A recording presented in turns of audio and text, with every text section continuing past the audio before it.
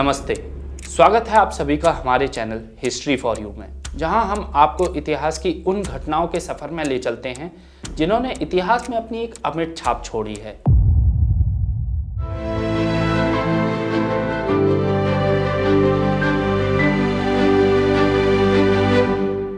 आज की कहानी की शुरुआत होती है 27 जून 1976 से। रविवार का दिन था।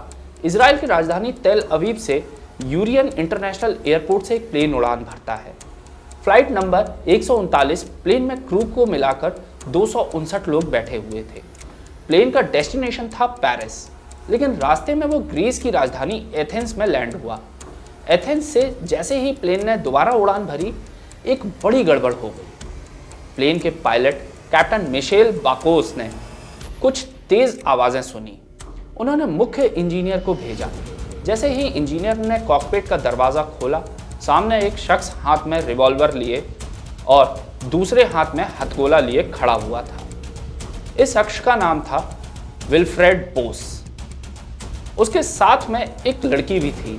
दोनों तेजी से कॉकपिट के अंदर घुसे और प्लेन को अपने कब्जे में ले लिया। विल्फ्रेड बोस ने पायलट से प्लेन लीबिया की ओर मोड़ने को कहा। प्लेन अब अपने डेस्टिनेशन से दूसरी दिशा में जा रहा था, लेकिन कहाँ ये बात ना पायलट को पता थी ना यात्रियों को। कुछ घंटे बाद प्लेन को एक एयरपोर्ट पर उतारा गया। प्लेन का दरवाज़ा खुला और भारी भरकम काया का एक शख्स प्लेन के अंदर आया। यात्रियों ने जैसे ही उसे देखा, उन्हें समझ आ गया कि वो पूर्वी अफ्रीका के देश युगांडा पहुंच चुके हैं। प्लेन में दाखिल होने वाला शख्स और कोई नहीं, युगांडा का राष्ट्रपति इदी अमीन दादा था।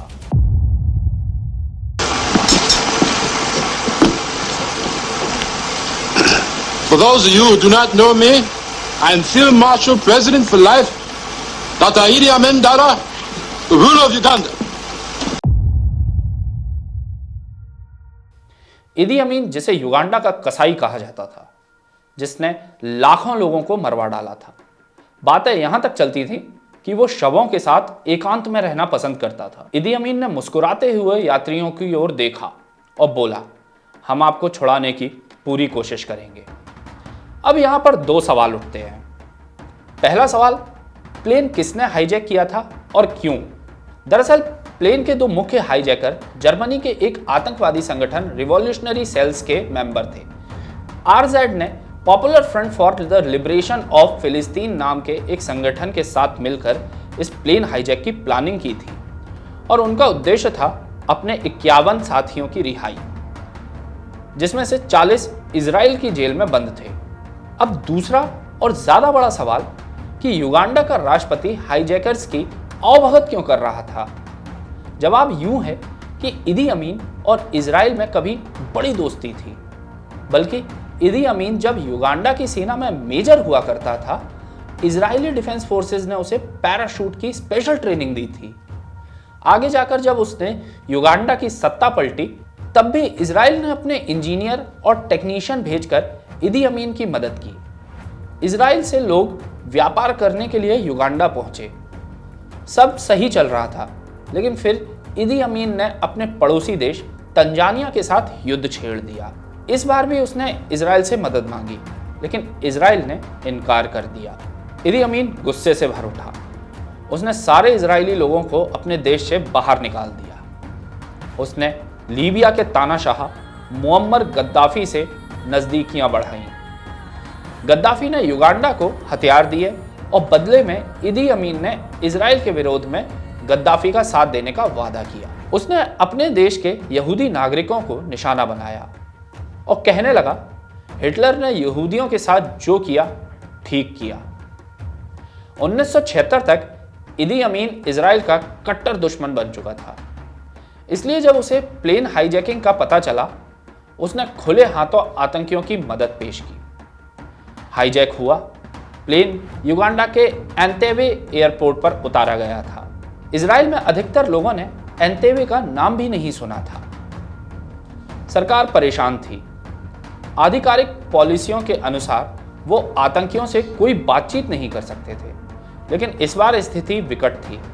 ट्रेन में 90 के करीब इजरायली नागरिक थे। उनके परिवार वाले किसी भी हालत में अपने लोगों की रिहाई चाहते थे। उन्होंने सरकार पर आतंकियों से बातचीत करने का दबाव डाला। सरकार के पास 2 दिन का वक्त था। हाईजैकर्स ने धमकी दी थी कि इसके बाद वो लोगों को मारना शुरू कर देंगे। इन 2 दिन में हाईजैकर्स ने एक और काम किया। उन्होंने इजराइल के नॉन इजरायली लोगों को अलग कर दिया और नॉन इजरायली लोगों को रिहा कर उनके देश भेज दिया गया। इजराइल का दावा है कि हाईजैकर्स का इरादा यहूदी लोगों को गैर यहूदियों से अलग करने का था। हालांकि इस घटना पर किताब लिखने वाले इतिहासकार सॉल डेविड के अनुसार रिहा किए गए लोगों में कुछ यहूदी भी थे, इसलिए यह बात पूरी तरह सही नहीं है। हाईजैकर्स यहूदी को निशाना बना रहे थे। बहरहाल इजराइल की सरकार पर हर सेकंड दबाव बढ़ता जा रहा था कि वो अपने लोगों की रिहाई के लिए कुछ करें। इजरायली सेना के कमांडर्स ने आपातकालीन मीटिंग बुलाई। रेस्क्यू ऑपरेशन की बात शुरू हुई, लेकिन 4,500 किलोमीटर दूर एक दुश्मन देश में ऑपरेशन करना लगभग असंभव सी बात थी। उनमें से कई को यह भी नहीं पता था प्लेन ठीक ठीक कहाँ लैंड हुआ है। जिस कमरे में कमांडर्स की मीटिंग चल रही थी उसके बीचों बीच मेज पर एक बड़ा सा ग्लोब रखा हुआ था। एक जनरल ने ग्लोब घुमाते हुए अपने साथी से पूछा, क्या तुम पक्की तरह जानते हो कि एंतेवे कहाँ है? कई दिनों की प्लानिंग के बाद एक ऑपरेशन की रूपरेखा बनी। प्लान यूं था कि इजरायली नेवी के कमांडो को युगांडा की विक्टोरिया झील में ड्रॉप किया जाएगा।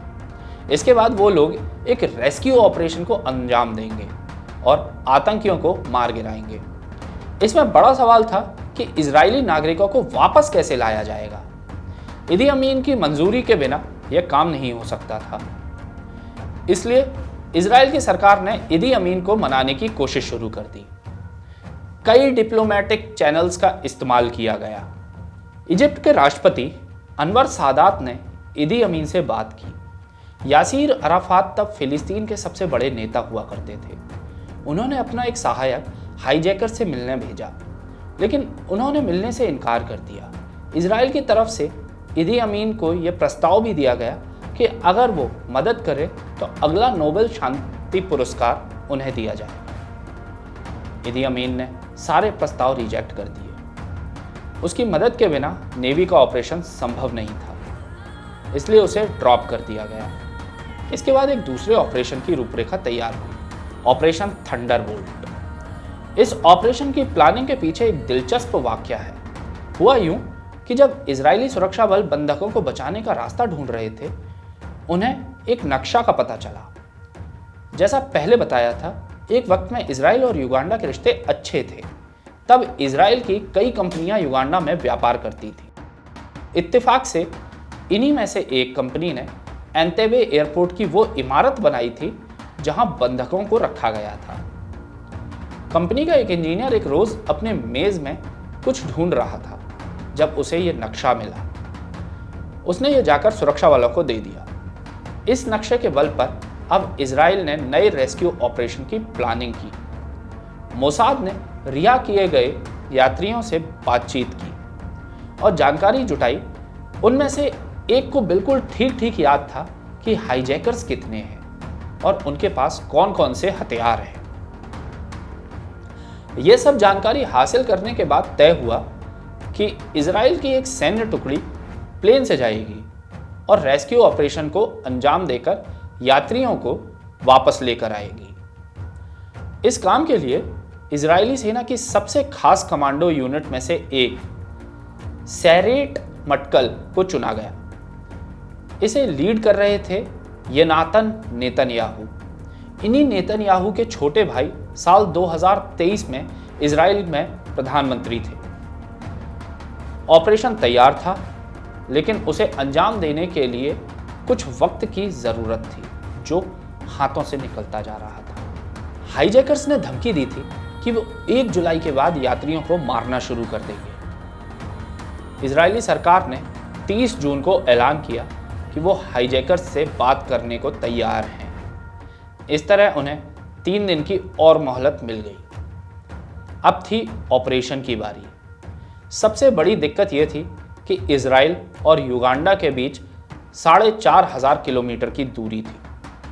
प्लेन से जाकर वापस भी लौटना था और कोई विमान बिना रिफ्यूल किए इतनी लंबी यात्रा नहीं कर सकता था।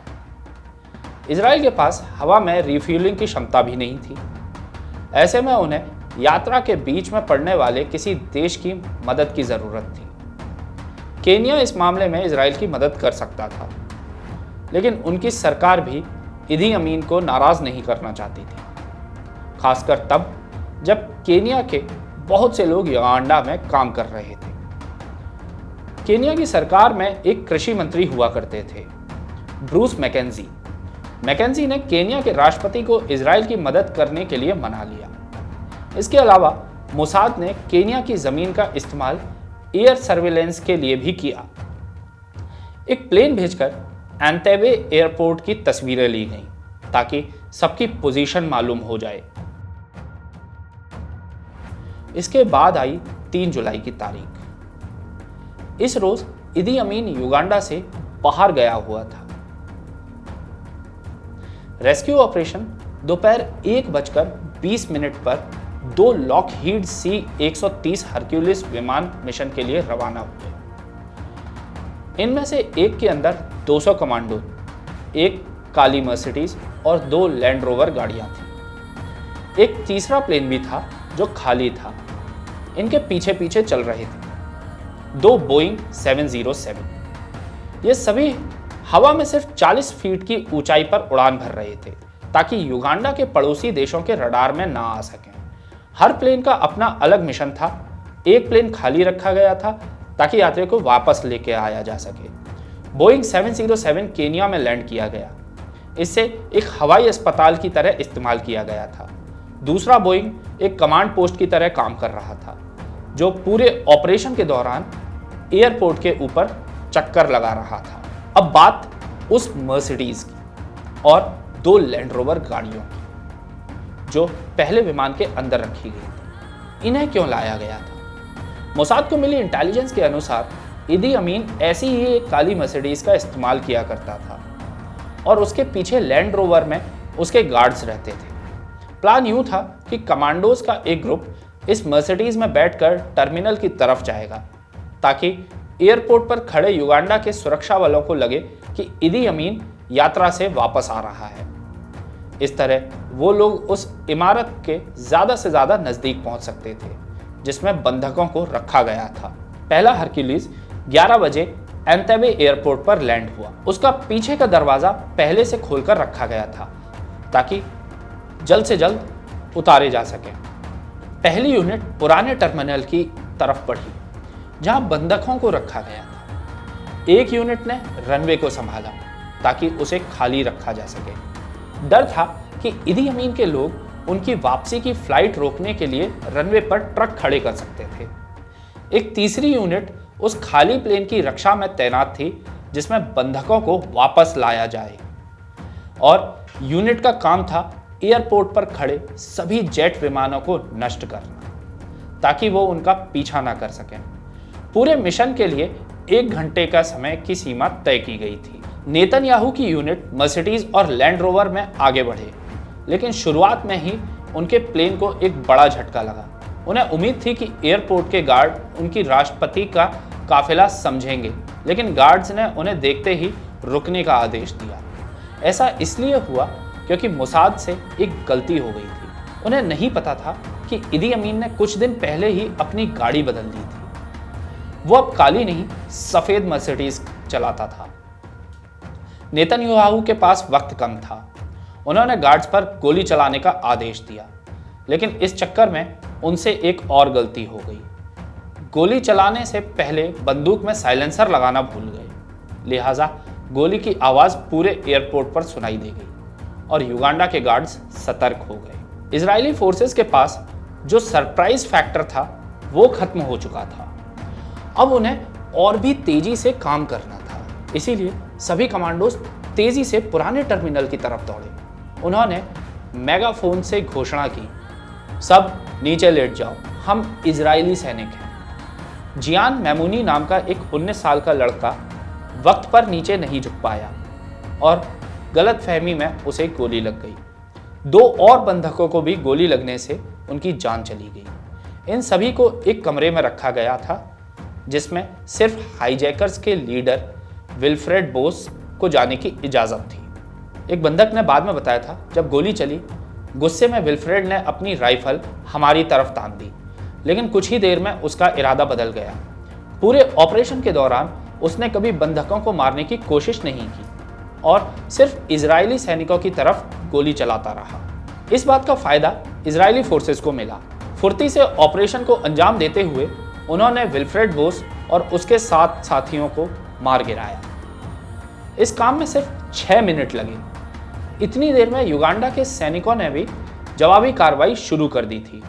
इजरायली फोर्सेस के साथ 20 मिनट चली मुठभेड़ में युगांडा के 45 सैनिक मार डाले गए।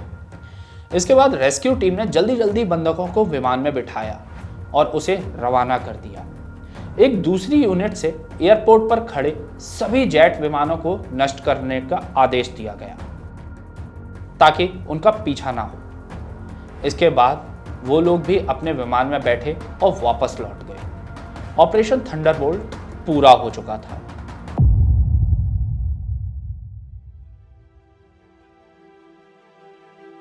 ऑपरेशन थंडरबोल्ट को विदेशी जमीन पर हुआ दुनिया का सबसे हैरत अंगेज और खतरनाक कमांडो मिशन माना जाता है, लेकिन आधिकारिक तौर पर इजराइल में इसे ऑपरेशन येनातन के नाम से जाना जाता है। इसलिए क्योंकि इस ऑपरेशन के दौरान येनातन नेतन्याहू वो एक लौते सैनिक थे जिनकी जान चली गई थी। एक बंधक को बचाते हुए उन्हें गोली लगी और उन्होंने एयरपोर्ट पर ही दम तोड़ दिया। इस मौत ने उन्हें इजराइल में हमेशा हमेशा के लिए अमर कर दिया। इजराइल आज भी उन्हें अपना सबसे बड़ा हीरो मानता है। तो यह थी कहानी इजराइल द्वारा किए गए ऑपरेशन थंडरबोल्ट की।